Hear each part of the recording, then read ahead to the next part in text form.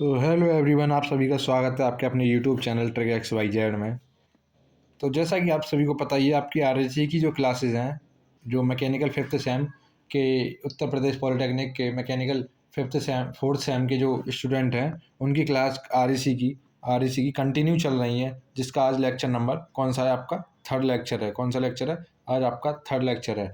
Fourth same में आपका RSC की क्लास जो चल रही है, फोर्थ सेम जो मैकेनिकल के स्टूडेंट हैं, उनका जो है आज कौन सा लेक्चर है? थर्ड लेक्चर है। बाकी के आपके दो लेक्चर जो करा दिए हैं पहले, उनमें आपका चैप्टर नंबर फर्स्ट आपका क्या हो चुका है? कंप्लीट करा दिया गया है। फर्स्ट चैप्टर आपका कंप्लीट करा दिया गया है। जिसने फर्स्ट चैप्टर की वीडियो नहीं देखी है, वो जाके देख ले।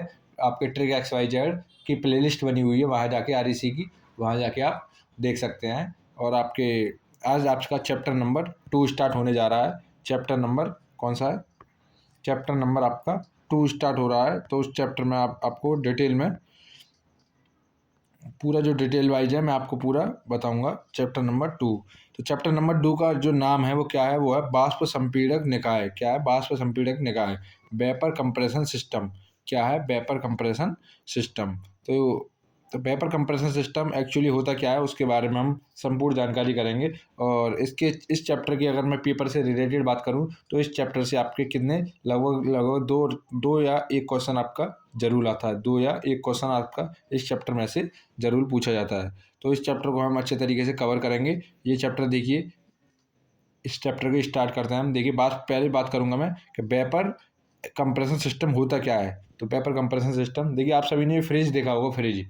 फ्रिज देखा है, वो आपका क्या होता है? वेपर कंप्रेशन सिस्टम पर ही कार्य करता है। कैसे करता है मैं उसको बताऊंगा। सबसे पहले देखिए, बाष्प संपीड़क रेफ्रिजरेशन निकाय वायु रेफ्रिजरेशन निकाय का एक परिवर्तन एवं सुधरा हुआ रूप है। क्या है? मॉडिफाई रूप है, एक परिवर्तन, चेंजिंग रूप है, चेंजिंग फॉर्म है। देखिए, बाष्प संपीड़क रेफ्रिजरेशन जो वेपर कंप्रेशन रेफ्रिजरेशन निकाय है, सिस्टम है, वो आपका क्या है? एयर रेफ्रिजरेशन निकाय का जो वायु रेफ्रिजरेशन सिस्टम होते हैं, एसी वगैरह होते हैं, उनका क्या है? एक मॉडिफाई रूप है, परिवर्तन रूप है एवं सुधरा हुआ रूप है, जिसमें कार्यकारी पदार्थ की अवस्था बाष्प होती है। देखा होगा जैसा कि आपने, कि आपका जो जो एसी वगैरह होते हैं, उनमें कार्यकारी होता है। जो कार्यकारी पदार्थ के रूप में क्या होता है, उसमें वायु लगी रहती है। क्या लगी रहती है? वायु। लेकिन यहाँ आप बात हो रही है बाष्प संपीड़क निकाय की, वेपर कंप्रेशन की। वेपर नाम आ रहा वेपर, तो इसमें कार्यकारी पदार्थ के रूप में हम क्या करेंगे? बाष्प का यूज करते हैं, वेपर का यूज करते हैं। जो कार्यकारी पदार्थ होता है वो क्या होता है आपका? किस फॉर्म में होता है? वेपर की फॉर्म में होता है। किसकी फॉर्म में होता है? वेपर की फॉर्म में होता है। ठीक है ना। आप देखिए, नेक्स्ट देखते हैं। एक बार मैं दोबारा बता देता हूँ आपको कि बाष्प संपीड़क निकाय क्या होता है। तो बाष्प संपीड़क निकाय क्या होता है आपका? बाष्प संपीड़क निकाय रेफ्रिजरेशन निकाय, वायु रेफ्रिजरेशन निकाय का क्या है आपका? सुधरा हुआ रूप है। कौन सा? सुधरा हुआ रूप है, जिसमें कार्यकारी पदार्थ की अवस्था क्या होती है आपकी? बाष्प होती है। क्या होती है? बाष्प होती है। कार्यकारी पदार्थ की अवस्था आपकी क्या होती है? बाष्प होती है। ठीक है ना। अब इसके बाद देखिए नेक्स्ट, अर्थात अर्थात प्रशीतक के रूप में जो आपका रेफ्रिजरेंट होता है, उसके रूप में सामान्यतः ammonia, carbon dioxide, sulphur dioxide का प्रयोग किया जाता है।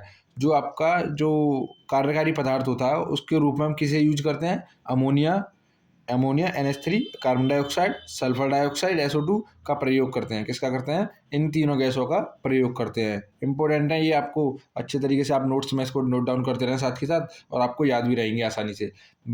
तो आप जो जिस कार्यकारी पदार्थ का उपयोग करते हैं, वो कार्यकारी पदार्थ आपके कौन कौन से होते हैं? एक तो आपका अमोनिया हो गया। क्या हो गया? एक तो आपका अमोनिया हो गया, दूसरा कार्बन डाइऑक्साइड हो गया, और तीसरा आपका क्या हो गया? सल्फर डाइऑक्साइड हो गया।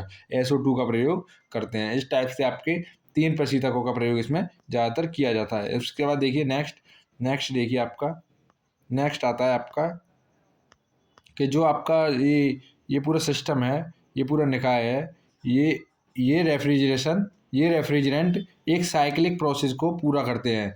मतलब जो आपको मैंने अभी चैप्टर नंबर 1 में कराया था, वो क्या था कि जो जो आपका कार्नोट साइकिल कराया था, रिवर्स कार्नोट साइकिल, वो किस तरह से था? मतलब वो कंप्लीट, जो आपका एवापोरेटर से कंप्लीट होके कहाँ जा रहा था? वापस आपका कंप्रेसर में जा रहा था। कहाँ जा रहा था? कंप्रेसर में।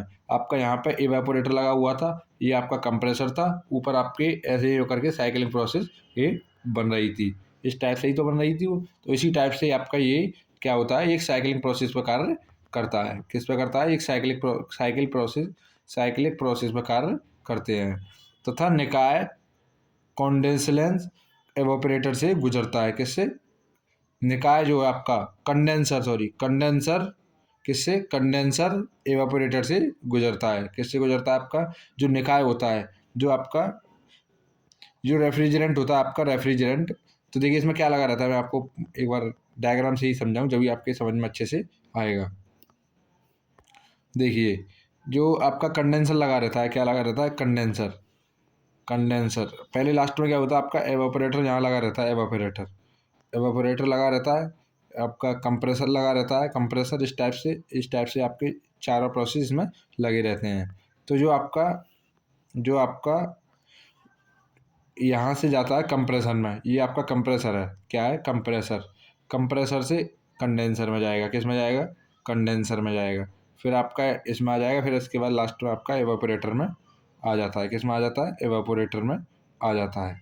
अब इसका कहने का मतलब है, तथा निकाय कंडेंसर एवापोरेटर से गुजरता है। एवापोरेटर और कंडेंसर ये दोनों से गुजर ही रहा है। तो ये मतलब एक साइक्लिक प्रोसेस से होता हुआ पूरा आपकी एक साइकिल पूरा करता है। क्या करता है, एक साइकिल पूरी करता है, फिर दोबारा से उसको स्टार्ट करता है। तो इस टाइप से क्या है, ये रेफ्रिजरेंट साइक्लिक प्रोसेस को पूरा करते हैं। तथा निकाय कंडेंसर और एवापोरेटर से गुजरता है। क्या लिखा हुआ है, ये कंडेंसर लिखा हुआ है। क्या लिखा हुआ है, कंडेंसर एवापोरेटर से गुजरता है। अब इसके बाद देखिए बाष्प संपीड़क निकाय के भागों का कार्य, इंपॉर्टेंट टॉपिक है ये आपका। और आपका ये एग्जाम में इस टाइप से ही पूछा जाता है कि बाष्प संपीड़क निकाय किसे कहते हैं तथा उसके भागों का वर्गीकरण कीजिए या भागों का कार्य का वर्णन कीजिए। इस टाइप से आपका ये क्वेश्चन पेपर में आपसे पूछा जाता है। तो स्टार लगा लेंगे आप इस पर। और किस टाइप से इसके भागों का कार्य करते हैं उसके बारे में हम पूरा डिटेल में आपको बताने वाला हूँ। सबसे पहले वो बताऊँ तो मैं इसमें कितने कितने भाग होते हैं। इस संपीड़क निकाय में प्रमुख 4 भाग होते हैं। जो मैंने चारों भाग अभी आपको बताए थे वही इस टाइप से भाग होते हैं, लेकिन इसमें एक मुख्य भाग हो जाता है, मैं आपको वो बताऊंगा। कितने भाग होते हैं, 4 भाग होते हैं। पहला होता है आपका संपीड़क जिसे कहते हैं हम कंप्रेसर। दूसरा होता है आपका संघनित्र जो कंडेंसर होता है। तीसरा होता है आपका अभिग्राही। क्या होता है, अभिग्राही जिसे हम कहते हैं रिजर्वॉयर कह लीजिए या रिसीवर कह लीजिए, ठीक है ना। क्या होता है आपका, अभिग्राही होता है। इसके बाद एक और आपका होता है, वो क्या होता है नेक्स्ट, एक मिनट, एक होता है आपका प्रसारण वाल्व कि जिसे कैसे कहते हैं एक्सपेंशन वाल्व। क्या होता है, एक्सपेंशन वाल्व। दूध पांचवा होता है आपका वाष्पित्र जिसे एवोपोरेटर कहते हैं। इसके बाद देखिए ये आपके पांचों भाग होते हैं, इनको आप नोट डाउन कर लेंगे।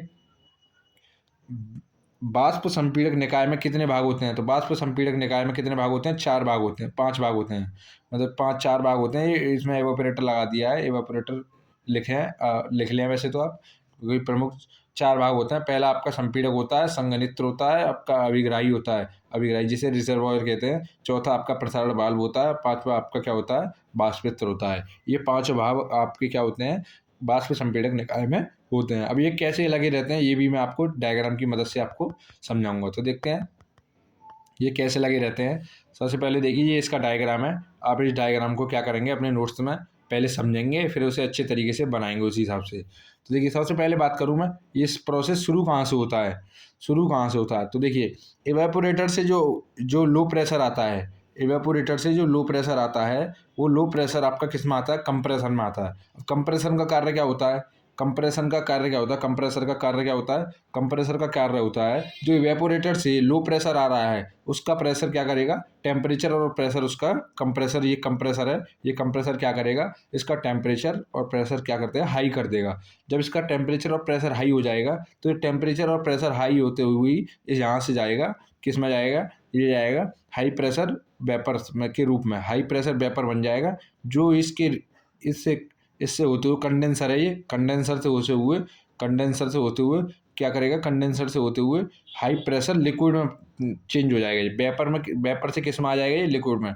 अब काफ़ी स्टूडेंटों का यहाँ पे एक क्वेश्चन आएगा कि यहाँ ये लिक्विड में कैसे चेंज हो गया। अब लिक्विड में बताऊँ मैं आप, कंडेंसर का कार्य होता है कि हाई टेम्परेचर को कम करना, टेम्परेचर कम करेंगे तो जैसे ही टेम्परेचर कम होगा तो आपका क्या बन जाएगा, वो जो वेपर्स होंगे वेपर्स होंगे वो हीट फॉर्म में होंगे। जैसे ही वो टेम्परेचर कम होगा तो क्या होगा, लिक्विड में वो चेंज हो जाएगा। किस में हो जाएगा, लिक्विड में वो चेंज हो जाएगा। तो ये कंडेंसर से क्या हो जाएगा, ये किस में आ जाएगा, ये हाई प्रेशर लिक्विड बन जाएगा। ये क्या बन जाएगा, हाई प्रेशर लिक्विड आपका बन जाएगा। अब हाई प्रेशर लिक्विड आपका क्या हो जाएगा, कंडेंसर तक हो गया। अब इसके बाद ये यहाँ से फिर से आगे चलेगा, क्या आ जाएगा, ये आपका रिजर्वायर। ये आपका क्या है, ये आपका रिजर्वायर है, रिसीवर कह लीजिए। क्या कह लीजिए आप, रिसीवर। ये आपका रिसीवर है, यहाँ पे आपका ये आपका इसमें क्या हो जाएगा, इकट्ठा हो जाएगा। ये आपका रिसीवर है जिसे अभिग्राही कहते हैं हिंदी में, अभिग्राही। इसमें आपका क्या हो जाएगा, ये इकट्ठा हो जाएगा। अब इसमें इकट्ठा हो जाएगा, ये इसमें इकट्ठा होगा। फिर इसके बाद क्या होगा, ये हाई प्रेशर का लिक्विड था यहाँ तक, अभी तक यहाँ तक आपका इसमें जो इकट्ठा हुआ है ये हाई प्रेशर का लिक्विड था। तो ये हाई प्रेशर का लिक्विड आपका फिर से ऊपर फ्लो करेगा। जो आपका यहाँ पे लगी हुई है एक एक्सपेंशन वाल्व लगी हुई है, एक्सपेंशन वाल्व। जो एक्सपेंशन वाल्व क्या करती है, प्रेशर को लो या हाई करती है, अपने अपने अनुसार ही प्रेशर को लो या हाई कर सकते हैं हम। तो इस टाइप से यहाँ पे ये लगी रहती है। अब जब प्रेशर यहाँ पे कम किया जाएगा तो क्या हो जाएगा, लो प्रेशर आपका हो जाता है। ये प्रेशर यहाँ पे लो कर दिया जाता है तो क्या हो जाती है, ये आपके लो प्रेशर में हो जाती है। तो लो प्रेशर में होने पे आपका क्या हो जाता है, ये प्रेशर इसका लो हो जाता है। तो लो प्रेशर और लिक्विड वेपर मिक्सचर हो जाते हैं आपके, क्या हो जाते हैं, लिक्विड वेपर्स। जो लिक्विड के वेपर्स होते हैं वो भी और लो प्रेशर में रहता है आपका, वो मिक्सर होके आपके आगे चलते हैं। जैसे ही वो इसमें एंटर करते हैं, ये होता है इंसुलेटेड कोल्ड चैम्बर। जो आपका एक तरह से आप इसको फ्रीजर कह लीजिए, इस टाइप से इंसुलेटेड कोल्ड चैम्बर ये लगा रहता है। इंसुलेटेड कोल्ड चैम्बर क्या है, ये इंसुलेटेड कोल्ड चैम्बर ये लगा हुआ है। अब इसमें अंदर लगा रहता है आपका इवेपोरेटर में जैसे ही ये प्रेशर, ये वाला प्रेशर जो जाता है, लो प्रेशर लिक्विड वेपर आपकी क्या में एवेपोरेटर में जाती हैं। तो जाते ही आपको क्या कर देती हैं, ये कूलिंग प्रोवाइड कर देती हैं। यहाँ पे क्या कर देती हैं, कूलिंग प्रोवाइड कर देती हैं। अब जैसे ही ये कूलिंग प्रोवाइड करती हैं तो ये लो प्रेशर होता है ना, ये लो प्रेशर होते होते ये होते हुए यहाँ पे आ जाता है। ये लास्ट पॉइंट आपका यहाँ पे ये इसमें से निकलता हुआ कहाँ चला जाता है, आपका ये वापस आ जाता है कंप्रेशन में। किस में आ जाता है, कंप्रेशन में। अब ये साइकिल ऐसे ही इसमें चलती रहती है। इसको हम क्या कहते हैं, साइक्लिक प्रोसेस कहते हैं। जो मैंने अभी आपको ऊपर बताया भी था, कौन सा प्रोसेस है, ये साइक्लिक प्रोसेस आपका होता है। अब यहाँ पे लगा रहता है एक प्रेशर गेज, जिसमें हम पता करते रहते हैं कि कितना प्रेशर इसमें, कितना वेपर्स का प्रेशर बन रहा है या क्या प्रेशर है। इसी टाइप से हाई प्रेशर की भी एक वाल्व लगी रहती है। क्या होती है, हाई प्रेशर की वाल्व, यहाँ पे मीटर लगा रहता है, हाई प्रेशर गेज लगा रहता है यहाँ पे। इसी टाइप से आपके ये पूरा साइक्लिक प्रोसेस कार्य करता है। मैं आशा करूँगा ये आप सभी को समझ में आ गया भी होगा। एक बार मैं दोबारा से आपको इसको रिवाइज करा देता हूँ। आपको अच्छे तरीके से डायग्राम बनाए, इसका समझने के बाद ही इसका डायग्राम बनाएं और इसको प्रॉपर वे में आप लिखें, ठीक है ना। देखिए, जो अभी मैंने आपको पार्ट्स बताए थे वही पार्ट्स इसमें लगे हुए हैं। पहला आपका कंप्रेसर लगा हुआ है, कंडेंसर लगा हुआ है, रिसीवर लगा हुआ है जिसे अभिग्राही कहते हैं। फिर इसके बाद आपका एक्सपेंशन वाल्व लगा हुआ है और आपका एवेपोरेटर लगा हुआ है। इस टाइप से इसके कितने लगे हुए हैं, ये आपके पाँच लगे हुए हैं। पहला कंप्रेशन हो गया, कंडेंसर हो गया और आपका रिसीवर हो गया और एक्सपेंशन वाल्व हो गया और आपका एवेपोरेटर हो गया। इस टाइप से आपके 5 एलिमेंट इसके लगे रहते हैं इसमें, ठीक है ना। तो ये आपको समझ में आ गया होगा। अब मैं एक बार आपको दोबारा रिवाइज करा देता हूँ। इसे दोबारा रिवाइज करा दूँगा तो आपको और अच्छे से समझ में आ जाएगा। तो देखिए, सबसे पहले मैं बात करूँगा, आप देखिए जो आपका बाष्प रेफ्रिजरेशन सिस्टम है, बाष्प कंप्रेसर सिस्टम है, जो इसका नाम ही क्यों रखा गया बाष्प में, बताऊँ। पहली बात तो जो आपकी वेपर्स होती हैं एवेपोरेटर से निकली हुई लिक्विड वेपर्स होती हैं, उन वेपर्स को कंप्रेशन द्वारा हाई टेम्परेचर और हाई प्रेशर में कन्वर्ट करके ये पूरा प्रोसेस चलाया जाता है। तो इसीलिए इसका नाम क्या है आपका वेपर कंप्रेशन सिस्टम। जो वेपर्स हुए हैं उनको कंप्रेस्ड करके पूरा ये सिस्टम चलाया जाता है। तो इस टाइप से इसका नाम क्या है, वेपर कंप्रेशन सिस्टम। इस टाइप से आपका इसका नाम रखा गया है। अब देखिए, ये पूरा एक साइक्लिक प्रोसेस है। क्या है, एक साइक्लिक प्रोसेस है। ये कहाँ, यहाँ से भी जो इसकी वेपर्स मतलब एक तरीके से बिल्कुल काम करना लो हो जाती हैं, वहाँ से ये फिर आपका दोबारा से कंप्रेशन द्वारा आपका दोबारा से कार्य करना स्टार्ट कर देता है। अब देखिए, जो आपके इवेपोरेटर होता है, इवेपोरेटर यहाँ लगा रहता है आपका, ये है आपका इवेपोरेटर। ये इतना इवेपोरेटर है आपका। जब इवेपोरेटर से जो वेपर्स निकलेंगी वो कौन सी वेपर्स होंगी, वो लो प्रेशर वेपर होंगी। कौन सी? Low pressure vapour. उनका प्रेशर क्या होगा? लो होगा। जब उनका प्रेशर लो होगा तो ये वाला, ये आपका ये लगा हुआ है कंप्रेसर नीचे। कंप्रेशन का कार्य क्या है? उन लो प्रेशर वेपर्स को क्या करेगा? कंप्रेस्ड करेगा। कंप्रेस्ड करेगा तो उनका टेम्परेचर और प्रेशर दोनों हाई हो जाएंगे। जब उनके टेम्परेचर और प्रेशर दोनों हाई हो जाएंगे तो वो क्या करेगा? कंप्रेशन फिर इसको कंडेंसर में डालेगा, कंडेंसर की ओर भेजेगा। कंडेंसर क्या करेगा? कंडेंसर में जाएंगी तो ये क्या हो जाएंगी? हाई प्रेशर वेपर बन जाएंगी। कौन सी? हाई प्रेशर वेपर बन जाएंगी। अब ये हाई प्रेशर और वेपर का जो टेम्परेचर होगा वो काफ़ी हाई होगा, तो टेम्परेचर इनका काफ़ी हाई होगा। तो कंडेंसर का कार्य क्या है कि आपके जो हाई प्रेशर और हाई टेम्परेचर की जो वेपर्स आई है उस वेपर्स का टेम्परेचर लो करना।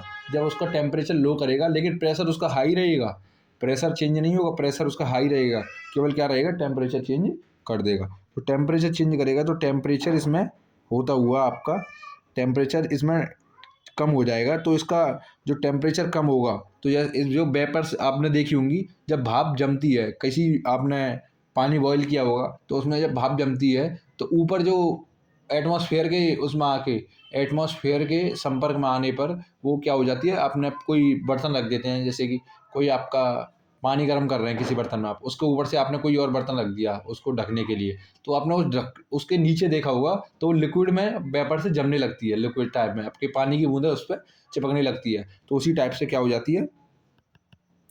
उसी टाइप से आपकी ये वाली वेपर्स क्या हो जाती है? लिक्विड में चेंज हो जाती है, लिक्विड में चेंज हो जाती है।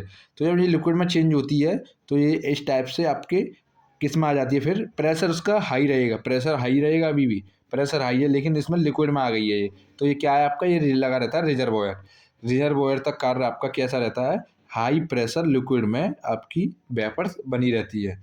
किस में रहती है? हाई प्रेशर वेपर में आपकी ये बनी रहती है। अब इसके बाद ये आपका रिजर्वॉयर है, इसमें क्या होती है? ये क्या है आपका? ये आपका रिजर्वॉयर। रिजर्वॉयर या रिसीवर कह लीजिए आप, दोनों ही बात एक ही है, रिजर्वॉयर या रिसीवर। अब रिसीवर से क्या होता है? ये रिसीवर में आपकी वेपर्स इकट्ठा हो जाती हैं। क्या हो जाती हैं? इकट्ठा हो जाती हैं। अब रिसीवर से वेपर्स क्या होती हैं? आपके रिसीवर से वेपर जाती है एक्सपेंशन वाल्व में। एक्सपेंशन वाल्व में, एक्सपेंशन वाल्व का कार्य है कि प्रेशर को लो करना। जो प्रेशर ज़्यादा हाई रहता है उसको क्या करेगी? एक्सपेंशन वाल्व लो करेगी। क्या करेगी? लो करेगी। जब प्रेशर लो हो जाएगा तो प्रेशर लो आपका क्या करता है? लो प्रेशर और जो लिक्विड होता है दोनों ही मिक्स हो जाते हैं। लो प्रेशर और लिक्विड वेपर्स होती हैं वो आपके मिक्स होके किस में आ जाते हैं? फिर आपके एंटर करते हैं ये इवेपोरेटर में। इवेपोरेटर में क्या होता है? ये इंसुलेटेड कोल्ड चैम्बर लगा हुआ है यहाँ पे, इंसुलेटेड कोल्ड चैम्बर, जो आपका क्या करता है? कूलिंग प्रोवाइड करता है। क्या? इवेपोरेटर इसमें कूलिंग प्रोवाइड करता है। इवेपोरेटर इसमें कूलिंग प्रोवाइड करता है।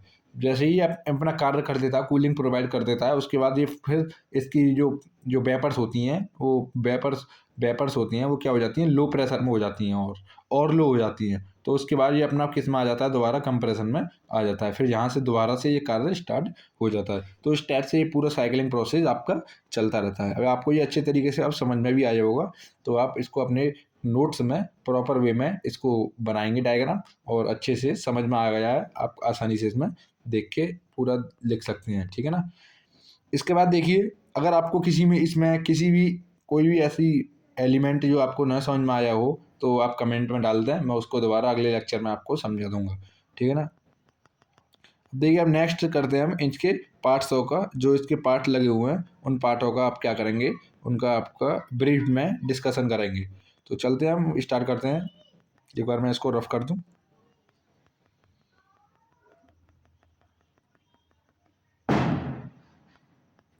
तो चलिए अब इसके पार्ट्स हैं, उन पार्ट्सों के बारे में थोड़ा हम जानकारी ले लेते हैं तो और अच्छे से समझ में आ जाएगा। तो सबसे पहले इसमें जो कार्य शुरू होता है, एक तरीके से मानिए संपीड़क से शुरू होता है। किससे? कंप्रेसर से शुरू होता है। कंप्रेसर का कार्य क्या है? मैंने अभी आपको बताया ही है कि जो इवेपोरेटर से ये वायु प्राप्त होती है, इवेपोरेटर से जो जो वेपर्स प्राप्त होती हैं, उन वेपर्स का क्या करता है? तापमान और दाब को क्या कर देता है? बढ़ा देता है। जब उस कंप्रेस्ड कंप्रेसर के नाम से ही आ रहा है कंप्रेस्ड करना मतलब दबाना। दबाने पे क्या होता है? प्रेशर ज़्यादा बढ़ता है।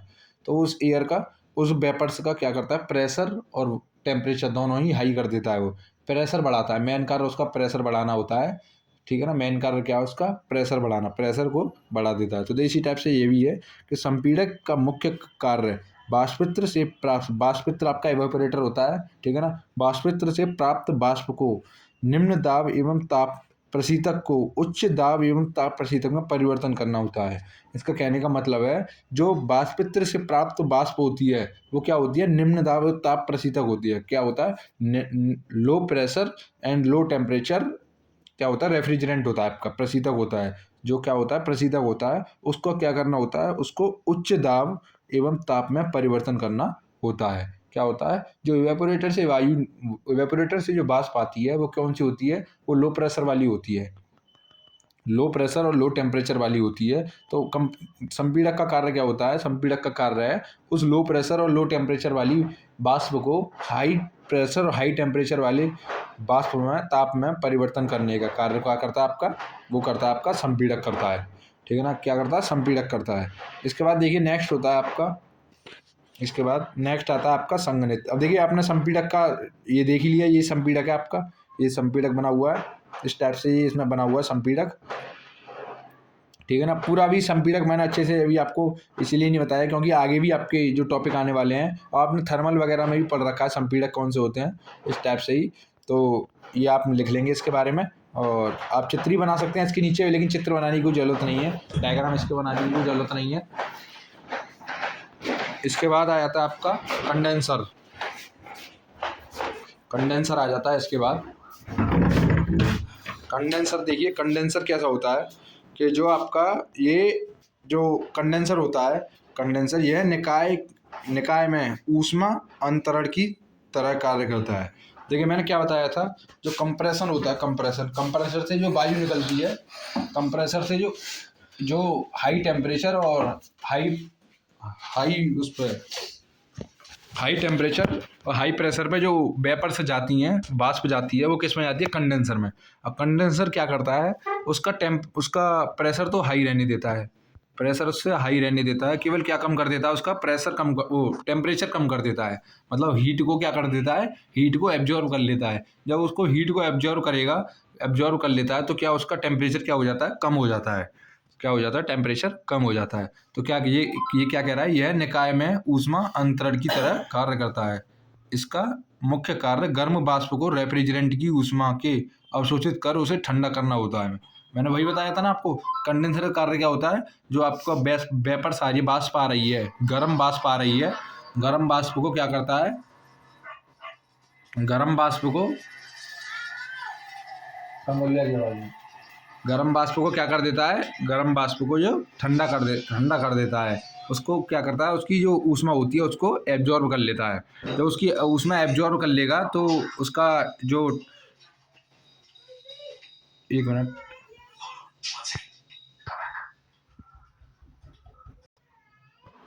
तो कंडेंसर मैं आपको बता रहा था, कंडेंसर, तो कंडेंसर के बारे में मैं दोबारा बता देता हूँ एक बार आपको।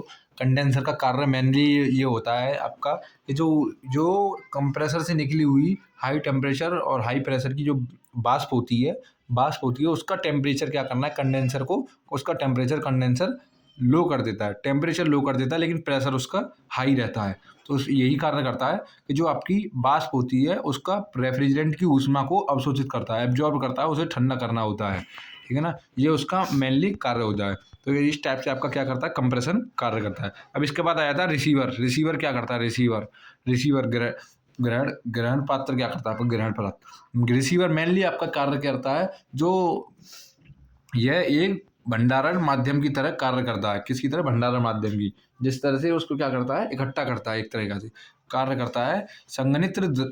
इसमें संघनित्र द्रव भरा होता है, संघनित्र द्रव बना होता है। जैसे ही वो जो कंडेंसर से निकलती है वेपर्स, तो उसका क्या हो जाता है, लिक्विड में वो चेंज हो जाती है। अभी मैंने आपको ऊपर बताया भी था, एक बार मैं दोबारा से दिखा देता हूँ आपको, जो आपकी कंडेंसर से जैसे ही वेपर से निकलेगी तो किस में चेंज हो जाती है, ये आपका दिखा रहा है हाई प्रेशर लिक्विड वेपर्स में आ जाती है, वेपर्स की फॉर्म में। लिक्विड वेपर्स कैसे हो जाती है, क्योंकि इसमें क्या हो जाता है, टेम्परेचर कम हो जाता है, टेम्परेचर कम हो जाएगा तो क्या हो जाएगी, वेपर्स बन जाएगी। तो इस टाइप से ये आपकी बनी होती है। मैंने ये अभी आपको बताया भी था कैसे होते हैं, इस टाइप से बनी होती है। द्रव भरा होता है जिसमें वाष्पित्र को द्रव की सतह आपूर्ति होती है। क्या होती है? आपूर्ति होती है। मतलब वहाँ से क्या होता है, मतलब आपकी कंडेंसर से जो वेपर्स जाएगी उसमें जाएगी, वहाँ से फिर आपका एक्सपेंशन वाल्व में जाती है। पूरा एक साइक्लिक प्रोसेस की तरह ही चलता रहता है।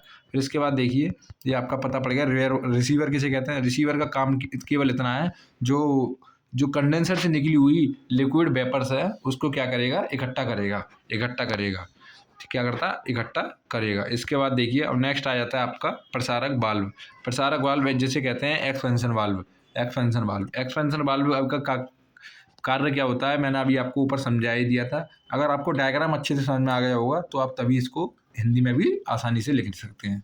तो इसका देखिए, इसका मुख्य कार्य वाष्पित्र में रेफ्रिजरेंट की मात्रा को नियंत्रित करना है, कंट्रोल करना है। मैंने आपको बताया था एक्सपेंशन वाल्व, इसका दूसरा नाम कहते हैं कंट्रोल वाल्व भी कहते हैं। इसको क्या कहते हैं? Control valve. यह वाष्पित्र में प्रवेशित द्रव के दाब को भी नियंत्रित करता है ताकि वाष्पित्र में द्रव का कम तापमान पर वाष्पित्र हो सके तथा अधिक मात्रा में ऊष्मा अवशोषित कर सके। जो देखिए, एक्सपेंशन वाल्व का कार्य है, जो आपका प्रेशर होता है उसको क्या करना, नियंत्रित करना, कंट्रोल करना। जो वाष्प का प्रेशर है उसको क्या करना, नियंत्रित करना। तो इस टाइप से आपका एक्सपेंशन वाल्व उसमें लगा रहता है, प्रसारक वाल्व लगा रहता है, जो प्रेशर को क्या करता है, मेंटेन करता है। वाष्पित्र में रेफ्रिजरेटर की मात्रा को नियंत्रित करना, जो मात्रा होती है उसको भी कम और ज़्यादा करता है। जो रेफ्रिजरेंट होता है ना आपका, जो रेफ्रिजरेंट होता है वो उसकी मात्रा कम या ज़्यादा करने का कार्य भी क्या करता है, आपका प्रसारक वाल्व करता है, कम और ज़्यादा करने की वाल्व। यह वाष्पित्र में प्रवेशित द्रव के दाब को भी नियंत्रित करता है। जो प्रेशर होता है उसको भी आपका कंट्रोल करता है और आपका रेफ्रिजरेंट की क्वांटिटी को भी क्या करता है, मेंटेन करता है। जो आपकी मात्रा होती है उसको भी क्या करता है, नियंत्रित करता है, ताकि वाष्पित्र में द्रव कम तापमान पर वाष्पित्र हो सके। इसमें वाष्पित्र में कम तापमान पर द्रव आपका क्या हो सके, अधिक मात्रा में ऊष्मा अवशोषित कर सके। इसीलिए ये कंट्रोल किया जाता है। क्यों कंट्रोल किया जाता है? क्योंकि ये कम तापमान पर वाष्पित्र हो सके। कम तापमान पर एक तो आपका क्या हो सके, वेपर्स में बन सके, और दूसरा आपका अधिक ऊष्मा अवशोषित कर सके। अधिक ऊष्मा अवशोषित जब अधिक ऊष्मा अवशोषित करेगा तब कूलिंग आपकी ज़्यादा होगी उसमें। ठीक है ना, इस टाइप से ये प्रोसेस होता है। अब इसके बाद आ जाता है नेक्स्ट आपका एवापोरेटर। जैसे मेन आपका लास्ट प्रोसेस आपका एवापोरेटर से होता है और लास्ट यहीं से प्रारंभ हो जाता है। एवापोरेटर में देखिए क्या होता है, जो यह निकाय ऊष्मा अंतरण सतह प्रदान करता है। क्या करता है? ऊष्मा अंतरण सतह प्रदान करता है, जिससे ऊष्मा का अंतरण वाष्पित्र रेफ्रिजरेंट को हो सके। क्या कर सके? अब वाष्पित्र रेफ्रिजरेंट को हो सके। जो ये क्या करता है, ऊष्मा का आदान प्रदान करता है, जो रेफ्रिजरेंट को क्या करता है, वाष्पित्र रेफ्रिजरेंट को हो सके, एवापोरेटर रेफ्रिजरेंट को हो सके। मतलब आपकी हीट को क्या करता है, हीट को एब्जॉर्ब करता है, जो उस जो आपका वहाँ पे क्या होता है, कूलिंग प्रोवाइड हो जाती है। मेनली कार्य आपका इवेपोरेटर का यही होता है कि कूलिंग प्रोवाइड करना है। कूलिंग प्रोवाइड वहाँ जब करेगा वो, तब वो हीट को वहाँ से क्या करेगा, हीट को ट्रांसफ़र करेगा ऊष्मा अंतरण का वाष्पित रेफ्रिजरेटर को हो सके, जिससे ऊष्मा का अंतरण वाष्पित रेफ्रिजरेटर को हो सके। ठीक है ना, आपको अब ये पूरा समझ में आ गया। इसके एलिमेंट आपके 5 एलिमेंट मैंने अभी आपको बताए थे। 5 एलिमेंट के बारे में मैंने आपको इसमें बता दिया है, कौन कौन से एलिमेंट होते हैं। ये मैंने आपको अभी बताया था कि इस संपीड़क में प्रमुख 4 होते हैं। आप 5 कर लेना, यहाँ पे कितने 5 कर लेना। क्या होते हैं? 5 होते हैं प्रमुख, 5 आपके एलिमेंट लगे रहते हैं। पहला आपका क्या होता है, संपीड़क होता है। दूसरा संघनित्र होता है। तीसरा अभिग्राही होता है। और चौथा आपका प्रसारक वाल्व होता है। 5वां वाष्पित्र होता है। ये 5 एलिमेंट के मैंने आपको डायग्राम की मदद से भी समझाया है अभी, और आपको थ्योरी में भी इसको समझा दिया है। देखिए, जितना अच्छे तरीके से आपको मैंने डायग्राम समझाया है, उसको डायग्राम को एक बार समझने के बाद अब आप अपने नोट्सों में उसको अच्छे तरीके से बनाएंगे। उसके बाद आप क्या करेंगे, बिना देखे ही आप इनके पार्ट्स के बारे में लिख सकते हैं।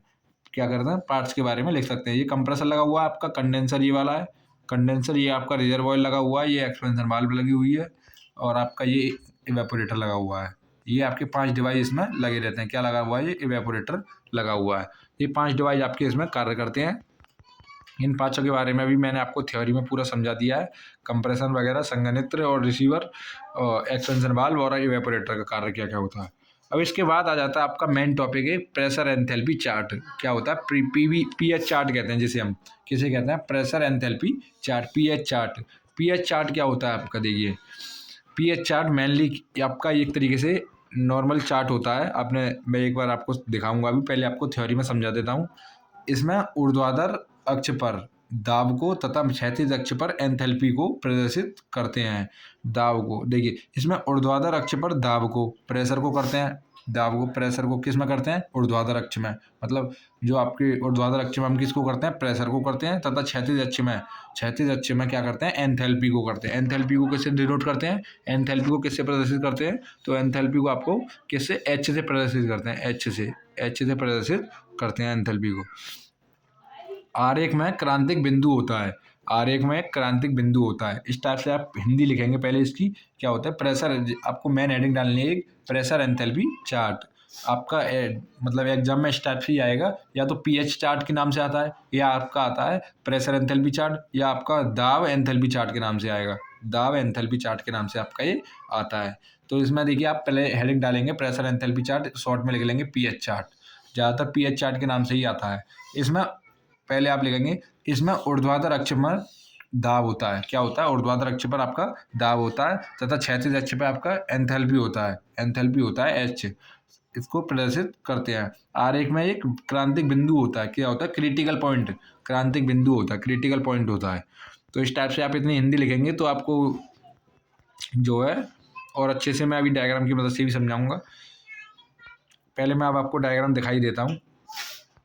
ये डायग्राम है इसका, किसका है ये आपका पीएच चार्ट है। पीएच चार्ट है किसका?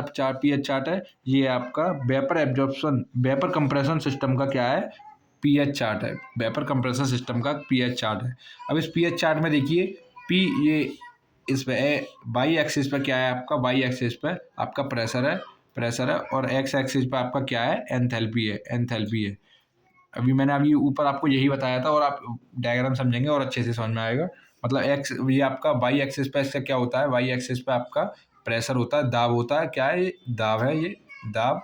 और आपका वाई एक्सिस पे आपका क्या होता है? एंथैल्पी होता है। एंथैल्पी कौन सा है? वाई एक्सिस पे आपका क्या होता है? एंथैल्पी होती है। इसमें एक क्या बताया था मैंने? क्रिटिकल पॉइंट होता है। ये क्रिटिकल पॉइंट है आपका। क्या है? क्रिटिकल पॉइंट है। इसे हम हिंदी में कहते हैं क्रांतिक बिंदु। क्रांतिक बिंदु, क्रांतिक बिंदु। तो इसमें क्या होता है? देखिए, इसमें दो रीजन होते हैं, मतलब ये दो रीजन होते हैं। मैं एक बार बताता हूँ आपको। देखिए, ये प्रोसेस प्रेशर, इसका जब प्रेशर बढ़ता है तो जो सैचुरेटेड लिक्विड होती है, सैचुरेटेड संतृप्त द्रव लाइन होती है, संतृप्त द्रव लाइन कहते हैं हम इसे, संतृप्त द्रव लाइन। जब प्रेशर बढ़ाएंगे तो संतृप्त द्रव लाइन, ये आपका क्या होता है? कोल्ड रीजन होता है, सब कोल्ड रीजन होता है, सब लिक्विड कोल्ड रीजन, मतलब सब कोल्ड लिक्विड रीजन होता है ये। जब जब और यहाँ बीच में आपकी होती है वेट वेपर, जिसे गीली वाष्प कहते हैं। वेट वेपर होती है बीच में, वेट वेपर, ठीक है ना। जब आपका प्रेशर बढ़ाते हैं, प्रेशर बढ़ता है, तो प्रेशर बढ़ने के साथ साथ आपका क्या होता है? ये सैचुरेटेड लिक्विड लाइन होती है। क्या होती है? Saturated liquid line. तो जब प्रेशर बढ़ता है तो सैचुरेटेड लिक्विड लाइन पे बढ़ेगा, आपका बढ़ता है इस पर, इस लाइन पर बढ़ता हुआ क्या आ जाता है? एक पॉइंट आता है आपका, इस पॉइंट पे आपका क्रिटिकल पॉइंट होता है। क्रिटिकल पॉइंट, ये क्रांतिक बिंदु होता है। उस बिंदु पे ये लिक्विड, सैचुरेटेड लिक्विड लाइन आपकी किस में बदल जाती है? सैचुरेटेड वेपर में बदल जाती है, वाष्प में। मतलब एक तरीके से समझिए, जो आपका लिक्विड होता है, जो लिक्विड होता है, लिक्विड, जब इसका ज़्यादा प्रेशर हम बढ़ाते हैं, प्रेशर ज़्यादा बढ़ा देंगे, लिक्विड का प्रेशर हम ज़्यादा बढ़ा देंगे, तो प्रेशर बढ़ाएंगे तो क्या होगा? इसका टेम्परेचर भी बढ़ेगा। जब टेम्परेचर बढ़ेगा तो इस टाइप से टेम्परेचर इसका जब बढ़ता है तो जो लिक्विड होता है वो किस में बदलता है? वेपर में बदलता है, वेपर में। तो जो वेपर में बदलना प्रारंभ होता है ना, वो इस पॉइंट से हो जाता है। किससे? इस पॉइंट से। इस पॉइंट को हम कहते हैं क्रिटिकल पॉइंट। ये जो पॉइंट है ना आपका, पॉइंट, ये वाला पॉइंट है, इसको हम कहते हैं क्रिटिकल पॉइंट। इस पॉइंट पे क्या हो जाता है? इस पॉइंट पे आने पे आपका जो आपका ये लिक्विड है वो किस में चेंज हो जाता है? वेपर में चेंज हो जाता है। किस में? वेपर में। संतृप्त वाष्प में बदल जाता है, संतृप्त वाष्प में। तो ये कौन सी लाइन है? संतृप्त वाष्प लाइन है ये। तो ये कौन सी लाइन है? संतृप्त वाष्प लाइन। तो ये कौन सा पॉइंट है जिस पे ये चेंज हो रहा है? वो है आपका क्रांतिक बिंदु, क्रिटिकल पॉइंट। मतलब जब जब हम प्रेशर को बढ़ाएंगे तो टेम्परेचर ही बढ़ेगा। देखिए प्रेशर बढ़ रहा है तो टेम्परेचर ही बढ़ रहा है, मतलब प्रेशर आपका ऊपर बढ़ रहा है तो टेम्परेचर भी इधर बढ़ रहा है, दोनों ही आपके बढ़ रहे हैं, तो दोनों ही बढ़ेंगे साथ साथ। तो क्या होगा, आपका जो टेम्परेचर, जहाँ तक प्रेशर और टेम्परेचर हाई होंगे, ये यहाँ इस पॉइंट तक होंगे, उसके बाद क्या होगा, उसके बाद इस पॉइंट पे आने के बाद आपका किस में चेंज होने लग जाएगा, वेपर में बदलने लग जाएगा। वेपर में बदलने लग जाएगा, वो किस में, बाष्प में बदलने लग जाएगा, बाष्प में। किस में, ये बाष्प है आपका, वेपर बाष्प में बदलने लग जाएगा, बाष्प में। किस में बदलने लग जाएगा, ये बाष्प में बदलने लग जाएगा। अब ये सब कोल्ड रीजन से किस में चेंज हो जाएगा, सुपर हीटेड वेपर रीजन में। किस में, मतलब ये यहाँ पे क्या है, ठंडा है, यहाँ पे ठंडा है, सब कोल्ड है, सब कोल्ड है, तो यहाँ पे क्या हो जाएगा, सुपर हीटेड हो जाएगा, मतलब अति गर्म बाष्प, अति गर्म बाष्प बन जाएगी इधर आके। मतलब ये वाला एरिया आपका कौन सा कहलाएगा, सुपर हीटेड वेपर रीजन कहलाएगा। मतलब यहाँ पे अधिक मात्रा, गर्माहट की अधिक मात्रा हो जाएगी, और यहाँ पे जो है सब कोल्ड रीजन है ये, मतलब यहाँ पर ठंडाहट होगी। जैसे ही हम मतलब इस टाइप से ये मानिए आप टेम्परेचर और प्रेशर बढ़ाएंगे, टेम्परेचर और प्रेशर बढ़ाएंगे, तो एक पॉइंट आपका वो आएगा जहाँ पे आपका प्रेशर और टेम्परेचर लिक्विड में है। किस फॉर्म में है, ये आपका लिक्विड फॉर्म में है। प्रेशर और टेम्परेचर आपका किस फॉर्म में है, ये आपका लिक्विड फॉर्म में होगा। जब बढ़ेगा, ये किस फॉर्म में है, लिक्विड फॉर्म में है। जब तक आपका ये बढ़ेगा, किस फॉर्म में है, लिक्विड फॉर्म में हो रहेगा। ये लिक्विड फॉर्म में है, किस फॉर्म में है, लिक्विड फॉर्म में। ये जिस पॉइंट तक ये लिक्विड फॉर्म में बना रहेगा, जिस पॉइंट से ये लिक्विड फॉर्म में मतलब चेंज होना प्रारंभ करेगा, जिस पॉइंट से, जिस बिंदु से चेंज होना प्रारंभ करेगा, किसमें, वेपर में। वेपर में चेंज होना, बाष्प में चेंज होना प्रारंभ करेगा, वही बिंदु आपका क्रिटिकल पॉइंट कहलाता है। ये तो आपका क्लियर हो गया।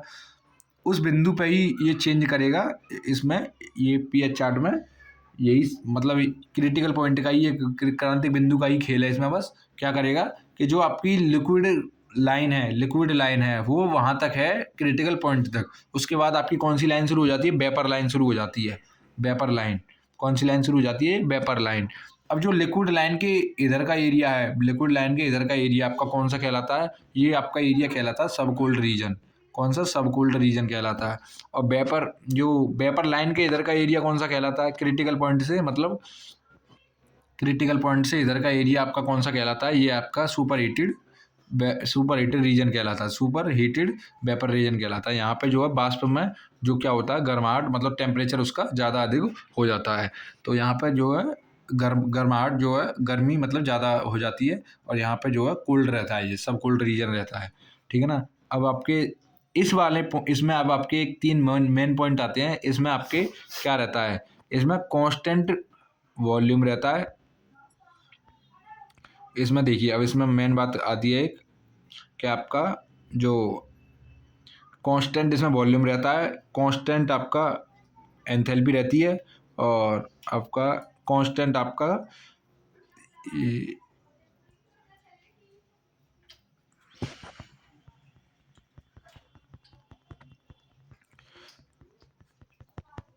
एक मिनट,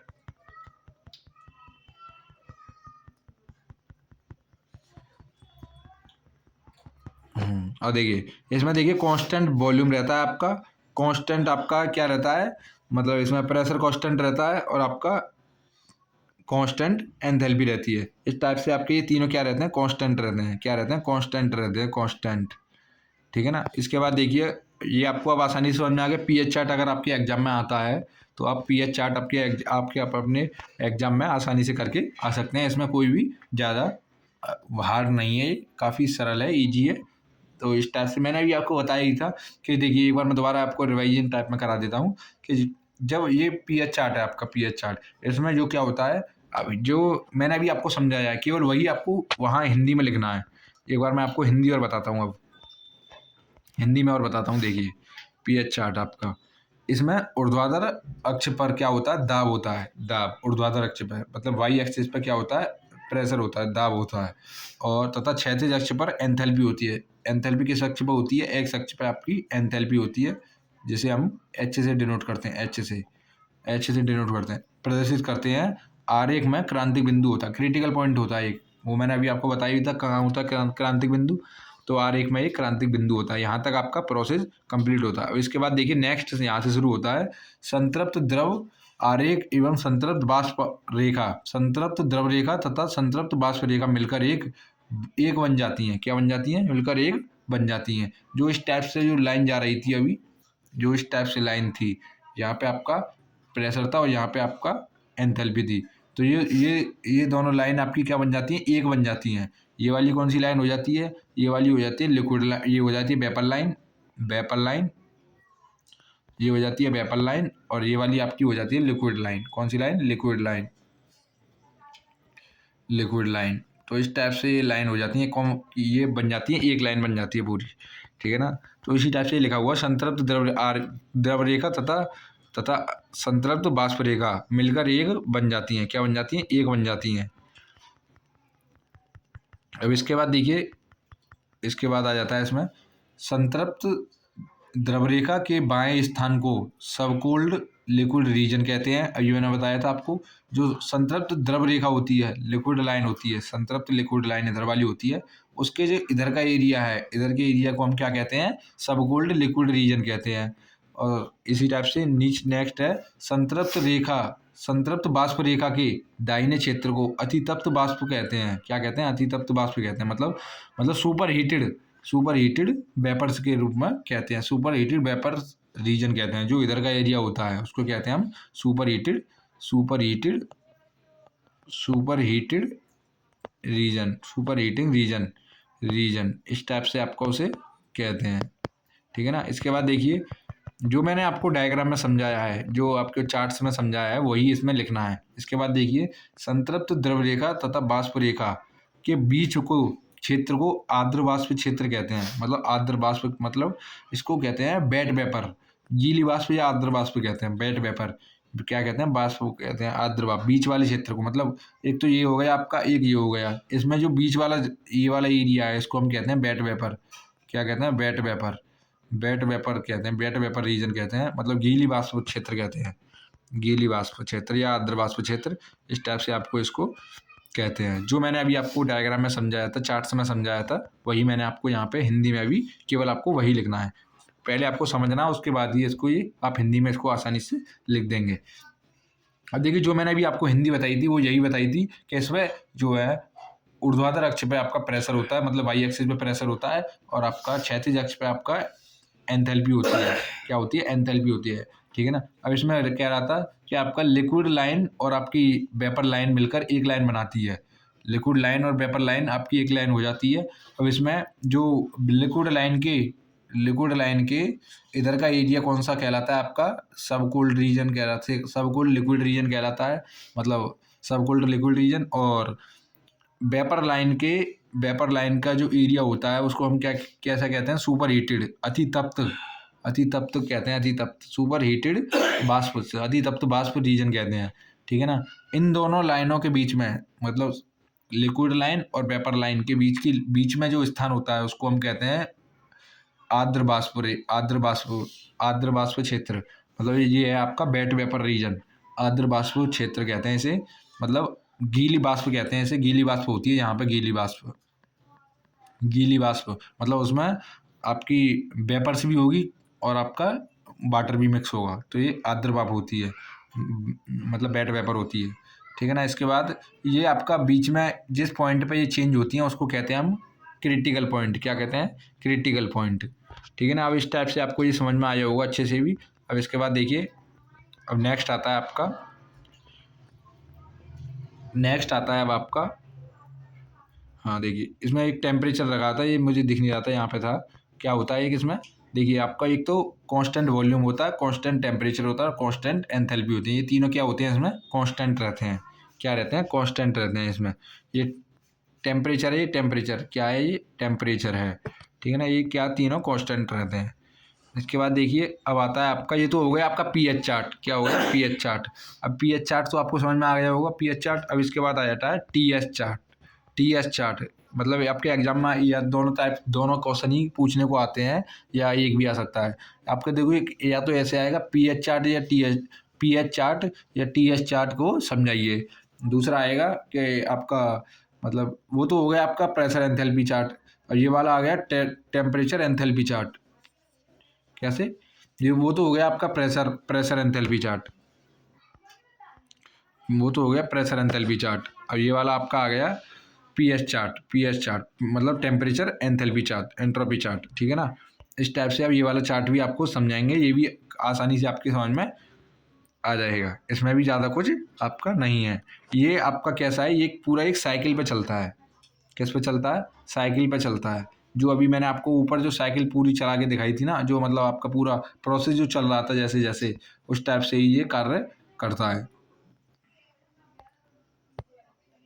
तो इसको मैं समझाते हैं। और देखिए इसमें क्या होता है, इसमें भी सेम वही प्रोसेस होता है। ऊपर वाला भी जो मैंने कराया है उसके समान ही कुछ इसकी हिंदी है, जो लैंग्वेज है वो मैंने लिखी नहीं है। आप लिखना चाहो तो लिख भी सकते हो, वैसे कोई इसकी आवश्यकता इतनी नहीं है। तो कैसे कार्य करता है ये मैं आपको बताता हूँ उसका पूरा। तो इसमें जो होता है, ऊर्ध्वाधर अक्ष पे आपका क्या होता है, टेम्परेचर होता है। और क्षैतिज अक्ष पे आपका क्या होता है, एंट्रोपी होती है। क्या होती है? एंट्रोपी। वो वाला था आपका पीएच चार्ट। पीएच चार्ट कौन सा था? PH chart, pressure enthalpy chart, दाब एंथैल्पी चार्ट। और ये वाला कौन सा चार्ट है आपका? ये वाला चार्ट है, ये आपका temperature TS chart, temperature entropy chart. S से हम एंट्रोपी कहते हैं। क्या कहते हैं? एंट्रोपी। एंट्रोपी एंट्रोपी कहते हैं एस से। ठीक है ना? टेम्परेचर एंट्रोपी चार्ट इस टाइप से भी आ सकता है, इसके नाम से भी। ठीक है ना? इसमें देखिए क्या होता है, इसमें ऊर्ध्वाधर अक्ष पे आपका टेम्परेचर होता है और क्षैतिज अक्ष पे आपका क्या होता है, एंट्रोपी होती है। क्या होती है? क्षैतिज अक्ष पे आपकी एंट्रोपी होती है।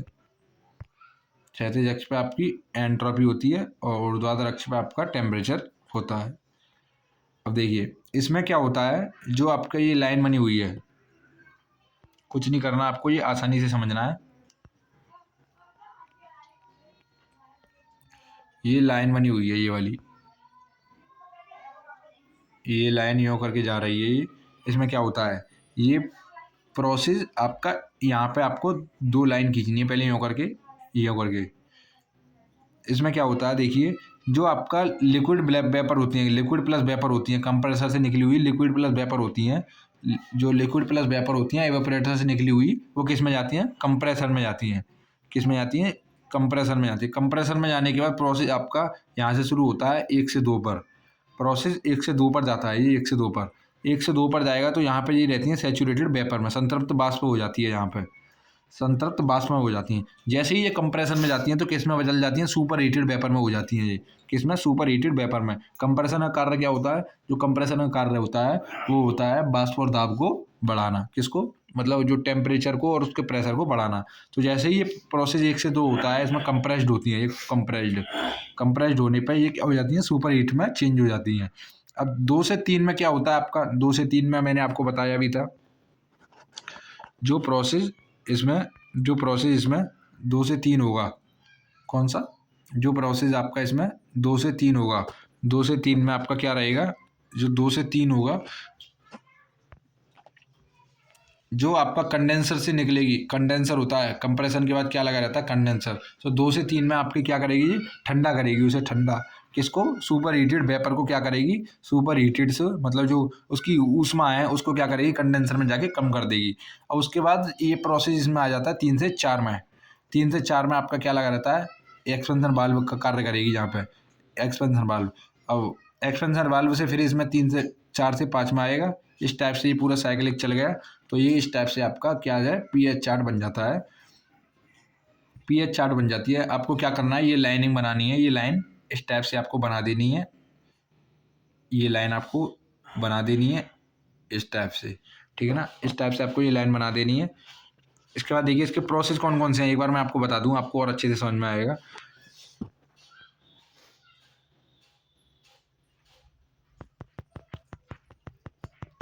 ये प्रोसेस मैं आपको एक बार बता देता हूँ कौन कौन से प्रोसेस इसमें हो रहे हैं।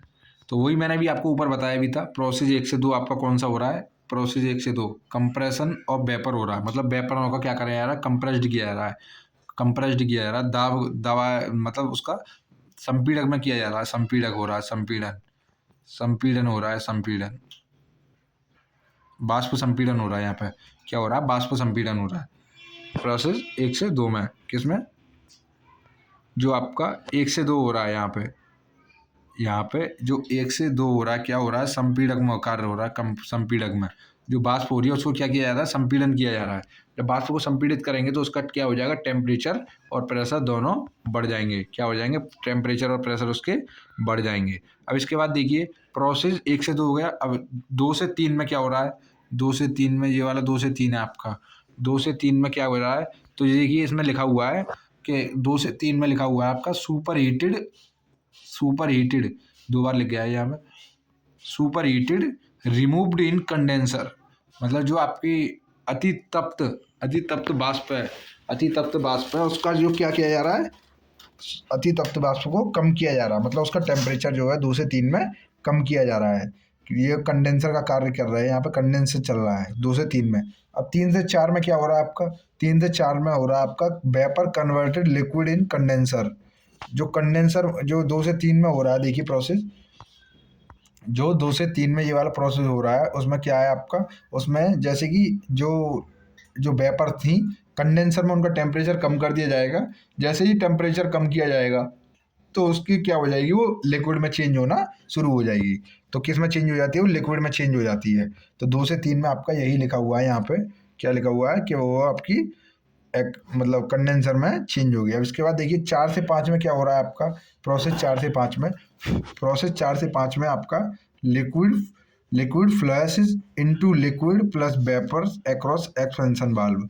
मतलब जो आपकी लिक्विड और प्लस मतलब द्रव वाष्प है और आपकी क्या है, द्रव वाष्प है और दूसरी आपकी वाष्प है। दोनों द्रव और वाष्प दोनों का क्या हो जाता है, मिक्सचर हो जाता है। किसका, द्रव और वाष्प का दोनों का मिक्सचर हो जाता है। एक्सपेंशन वाल्व तक वो मिक्सचर कार्य करता है। इसके बाद देखिए 5 से 1 में प्रोसेस क्या हो रहा है, जो 5 से 1 नीचे वाला प्रोसेस है आपका, कौन सा 5 से 1 प्रोसेस है आपका, ये वाला 5 से 1, ये वाला 5 से 1 प्रोसेस है। इस वाले प्रोसेस में क्या हो रहा है आपका, इस वाले प्रोसेस में देखिए, इस वाले प्रोसेस में आपका क्या हो रहा है, liquid plus vapour converted to all vapour in evaporator. मतलब जो आपकी लिक्विड प्लस वेपर है वो किस में कन्वर्ट कर देती हैं, तो सभी को इवेपोरेटर में भेज देते हैं। लिक्विड प्लस वेपर जो हो जाती है उसको किस में भेज देते हैं, इवेपोरेटर में भेज देते हैं। जो उनका प्रेशर कितना रहता है, प्रेशर तो हाई रहता है। और ठीक है ना, इस टाइप से आपकी ये पूरा ये वाला हो जाता है। ये आपको समझ में आया होगा टीएस चार्ट कैसे कार्य करता है। एक बार दोबारा बता देता हूँ मैं। देखिए आपको ये वाला प्रोसेस जो है, जो मैंने ऊपर सबसे पहले जो डायग्राम बनाया था वेपर कंप्रेसर सिस्टम का जो डायग्राम था, उसी सिस्टम पर ये वाला डायग्राम टीएस चार्ट आपका कार्य करता है। इसमें मेन कार्य शुरू होता है फंक्शन 1 से 2 पर, प्रक्रम 1 से 2 पर। प्रोसेस 1 से 2 में आपका कंप्रेशन में जो क्या होता है, कंप्रेस वो वाष्प को कंप्रेस्ड किया जाता है।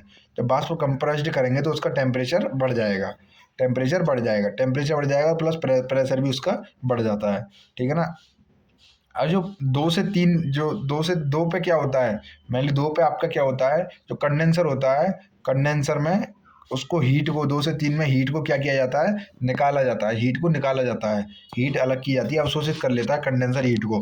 हीट को अवशोषित कर लेगा तो जो आपकी वेपर बन जाती है। यहाँ पे वेपर जो कंडेंसर के वेपर कैसा बना देता है, वेपर को कर देता है वो लिक्विड फॉर्म में। किस में, लिक्विड फॉर्म में आपकी वेपर को कर देता है, लिक्विड फॉर्म में।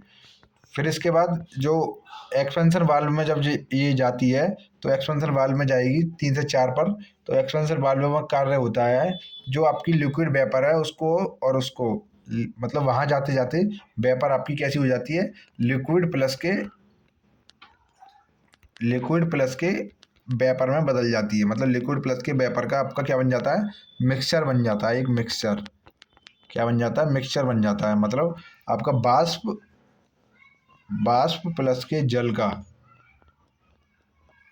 क्या बन जाता है, एक आपका घोल बन जाता है। घोल मान लीजिए, घोल क्या बन जाता है आपका, घोल बन जाता है।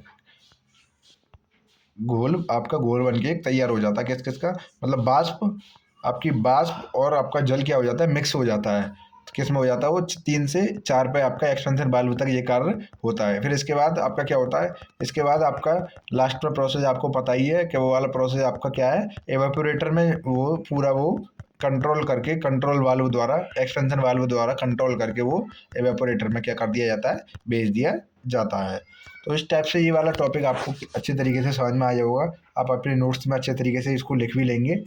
और जो मैंने आज के टॉपिक आपको कराए हैं, काफ़ी इंपॉर्टेंट टॉपिक थे ये टॉपिक काफ़ी इंपॉर्टेंट थे, मतलब ये क्वेश्चन आपका इसमें से ज़रूर बनेगा। तो पहला तो आपको ये पता होना चाहिए कि बाष्प संपीड़क निकाय क्या होता है, बाष्प संपीड़क निकाय क्या होता है, और इसका जो वो होता है, इसमें कौन कौन सी गैसों का प्रयोग किया जाता है, और रेफ्रिजरेंट के रूप में इसमें बाष्प का प्रयोग करते हैं, ये आपको पता ही होगा, मैंने आपको बता ही दिया था। दूसरा अब आपका आता है, इसमें कौन कौन से एलिमेंट लगे होते हैं, निकाय के भागों का वर्णन कीजिए। तो आपको उस सभी भागों के नाम पता होना चाहिए और आप उनके बारे में जानकारी भी होनी चाहिए। इसमें मुख्यतः कितने भाग होते हैं, 5 भाग लगे होते हैं। कौन कौन से हैं, पहला तो आपका कौन सा है, पहला आपका संपीड़क है, दूसरा आपका संघनित्र है, तीसरा आपका अभिग्राही लगा हुआ है, चौथा प्रसारक वाल्व है, पांचवा आपका बाष्पत्र लगा हुआ है। ठीक है ना, ये पांचों इसमें लगे रहते हैं, ये पांचों इसमें लगे रहते हैं। अब इसके बाद देखिए, ये इसका डायग्राम था, डायग्राम मैंने आपको काफ़ी अच्छे वे में समझाया भी है। आप इसको क्या करेंगे, डायग्राम को अपने नोट्स में अच्छे तरीके से बनाएंगे। ठीक है ना, इसके बाद जैसे ही आप डायग्राम को बना लेंगे, डायग्राम को बनाने के बाद इसकी पार्ट्स की थ्योरी आप अपने आप लिख लेंगे। पार्ट्स की थ्योरी लिखने के बाद आपका क्या आ जाएगा, इसमें आ जाता है आपका pressure enthalpy chart. Pressure enthalpy chart आप बताया था मैंने आपको, काफ़ी सरल है। ये प्रेशर एंथैल्पी चार्ट है, इसमें कुछ नहीं होता है, केवल इसमें एक्स ऊर्ध्वाधर अक्ष पे आपका प्रेशर होता है और एंथैल्पी होती है क्षैतिज अक्ष पर। पहला आपका होती है सैचुरेटेड लिक्विड लाइन, दूसरा आपका होती है सैचुरेटेड वेपर लाइन। दोनों लाइनों को जहाँ पे दोनों ये लिक्विड जिस बिंदु पर वेपर में चेंज होना प्रारंभ कर देता है उसी को कहते हैं हम क्रिटिकल पॉइंट। और लिक्विड लाइन वाले क्षेत्र को, लिक्विड लाइन वाले मतलब जो द्रव रेखा वाले क्षेत्र को हम कहते हैं सबकोल्ड रीजन, और बाष्प रेखा वाले क्षेत्र को हम कहते हैं सुपर हीटेड वेपर रीजन। ठीक है ना, और दोनों लाइनों के, लिक्विड लाइन और वेपर लाइन के, लिक्विड लाइन मतलब द्रव रेखा और बाष्प रेखा के बीच के भाग को हम क्या कहते हैं, वेट वेपर रीजन कहते हैं, आर्द्र बाष्प कहते हैं, आर्द्र बाष्प भाग। ठीक है ना, ये आपका रहता है। इसमें आपका क्या रहता है, टेम्परेचर कांस्टेंट रहेगा, वॉल्यूम कांस्टेंट रहेगा, एंट्रोपी भी कांस्टेंट रहती है। क्या रहती है, एंट्रोपी भी कांस्टेंट रहती है। तो आपका ये हो जाता है आपका पीएच चार्ट। अब इसके बाद नेक्स्ट आता है आपका पीएच चार्ट के बाद टीएस डायग्राम। टीएस डायग्राम मैंने अभी आपको समझाया ही था। पूरा ये प्रोसेस इसी में कंप्लीट हो जाते हैं, जो साइक्लिंग प्रोसेस होता है यहीं पर कंप्लीट होता है। अब इसके बाद नेक्स्ट टॉपिक है आपका बाष्प संपीड़क चक्र। बाष्प संपीड़क चक्र संतृप्त बाष्प के साथ, मतलब ये वाले प्रोसेस आपके कितने हैं, 4 से 5 प्रोसेस हैं। मैं आपको कंप्लीट कल करा दूंगा, इसको कल कराते हैं। आज का लेक्चर यहीं समाप्त करते हैं। ये आपका क्या है, बाष्प संपीड़क चक्र है, किसके साथ, संतृप्त बाष्प के साथ। किसके साथ, संतृप्त बाष्प के साथ। अब आप क्या करेंगे, एक बार आप अपने बुक से पढ़ के आएंगे इसको, फिर इसको समझने में और भी इंटरेस्ट आपको आएगा। Vapour compressor cycling with dry saturated vapour, किसके साथ, संतृप्त बाष्प के साथ आप क्या करेंगे, ये वाला प्रोसेस आप समझेंगे। इसमें 6-7 प्रोसेस है, मैं कल उसको कंप्लीट करा दूंगा और फिर आप अपने दूसरा चैप्टर भी आपका यहाँ पे कंप्लीट हो जाएगा। तो मिलते हैं फिर नेक्स्ट क्लास में, तब तक के लिए आपसे बाय बाय, थैंक यू। और वीडियो को ज़्यादा से ज़्यादा शेयर भी करें, और आप अपने कॉलेज के ग्रुप्स में भी इस वीडियो को शेयर करें, और जो नया है चैनल पे वो चैनल को सब्सक्राइब करें। और मिलते हैं फिर नेक्स्ट सेशन में, तब तक के लिए थैंक यू।